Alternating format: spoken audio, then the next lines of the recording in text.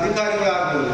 ಆದ್ದರಿಂದ ಆ ಯುವ ಸಮೂಹವನ್ನು ಸರಿಯಾದ ದಾರಿಯಲ್ಲಿ ಕರೆದುಕೊಂಡು ಹೋಗ್ಬೇಕಂದ್ರೆ ಆಗಾಗ ಇಂಥ ಕಾರ್ಯಕ್ರಮಗಳು ಅವಶ್ಯ ಎನಿಸ್ತವೆ. ಅಂದರೆ ಇಲ್ಲಿ ಕಾರ್ಯಕ್ರಮಗಳು ಜನಪದ ನೃತ್ಯ, ಜಾನಪದ ಗೀತೆ, ಕತೆ ಬರೆಯುವುದು, ಚಿತ್ರಕಲೆ, ಭಾಷಣ, ಕವಿತೆ, ವಿಜ್ಞಾನಗಳ ಎಲ್ಲವೂ ಕೂಡ ಜೀವನದಲ್ಲಿ ಬಹಳ ಮುಖ್ಯವಾಗಿರ್ತಕ್ಕಂಥವು. ಅಂದರೆ ಇವತ್ತು ಸಮಕಾಲೀನ ಈ ಒಂದು ಪರಿಸ್ಥಿತಿಯಲ್ಲಿ ನಮಗೆ ಗೊತ್ತಿರ್ತಕ್ಕಂಥದ್ದು ಸಿನಿಮಾ ಹಾಡುಗಳು ಅಥವಾ ಇನ್ನು ಬೇರೆ ಬೇರೆ ಹಾಡುಗಳು ಗೊತ್ತಿರ್ತವೆ. ಆದರೆ ನಾವು ಜಾನಪದ ನೃತ್ಯಗಳಾಗಿರ್ಬೋದು, ಜಾನಪದ ಸಂಗೀತಗಳನ್ನಾಗಿರ್ಬೋದು ನಾವು ಮರೆತಕ್ಕಂಥ ಒಂದು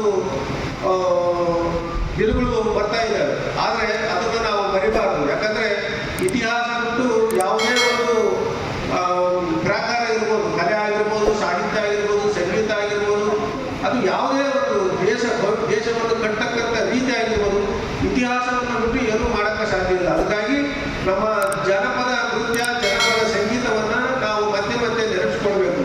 ಅಂದರೆ ಇತ್ತೀಚಿನ ಹೊಸ ತಂತ್ರಜ್ಞಾನವನ್ನು ಅಥವಾ ಹೊಸ ಒಂದು ಇದನ್ನು ನಾವೇನು ಬಿಡಬೇಕು ಅಂತೇನು ಅರ್ಥ ಅಲ್ಲ.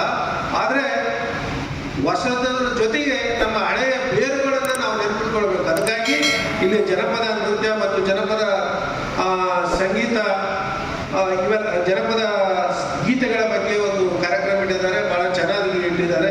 ಅದೇ ರೀತಿಯಾಗಿ ಕತೆ ಬರೀತಕ್ಕಂಥದ್ದು, ಅಂದರೆ ಮಕ್ಕಳಲ್ಲಿ ಸೃಜನಶೀಲತೆ ಬರಬೇಕು ಅಂತಕ್ಕಂಥ ಒಂದು ದೃಷ್ಟಿಯಿಂದ ಕತೆ ಬರ್ತಕ್ಕಂಥ ಸ್ಪರ್ಧೆ ಇಟ್ಟಿದ್ದಾರೆ.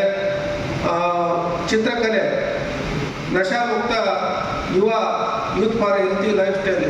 ಈಗ ಬಹಳ ದೊಡ್ಡ ಸಮಸ್ಯೆ ನಮ್ಮ ದೇಶದಲ್ಲಿ ಯುವಕರಿಗೆ ಕಾಡ್ತಕ್ಕಂಥದ್ದು ಅಂದರೆ ನಶೆ ಅಂದರೆ ಅದು ತಂಬಾಕಾಗಿರ್ಬೋದು, ಡ್ರಗ್ಸ್ ಆಗಿರ್ಬೋದು, ಇನ್ನೂ ಯಾವುದೇ ರೀತಿಯಾದರೂ ಆಗಿರ್ಬೋದು.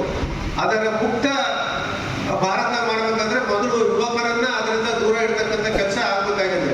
ಯಾಕಂದರೆ ಇವತ್ತು ಅತಿ ಹೆಚ್ಚು ನಶೆಗೆ ಒಳಗಾಗ್ತಕ್ಕಂಥವ್ರು ಅಂದರೆ ಯುವಕರು ಆ ರೀತಿ ಆಗಿಬಿಟ್ಟಿದೆ. ಯಾಕಂದರೆ ಯುವಕರೇ ಈ ರೀತಿ ಆದರೆ ಇನ್ನು ವಯಸ್ಸಾದವರು ಯಾವ ರೀತಿ ಅಂತ ಹೇಳಿ. ಅದಕ್ಕಾಗಿ ಭಾಳ ಕಾನ್ಸೆಪ್ಟ್ ಚೆನ್ನಾಗಿದೆ ಇದು, ನಶಾಮುಕ್ತ youth for healthy lifestyle ಅಂತಂದೇಳಿ. ಯಾಕಂದರೆ ಈ ಸಂದರ್ಭದಲ್ಲಿ ಈ ಒಂದು ವಿಷಯಕ್ಕೆ ಹೆಚ್ಚಿನ ಮಹತ್ವ ಕೊಡಬೇಕು.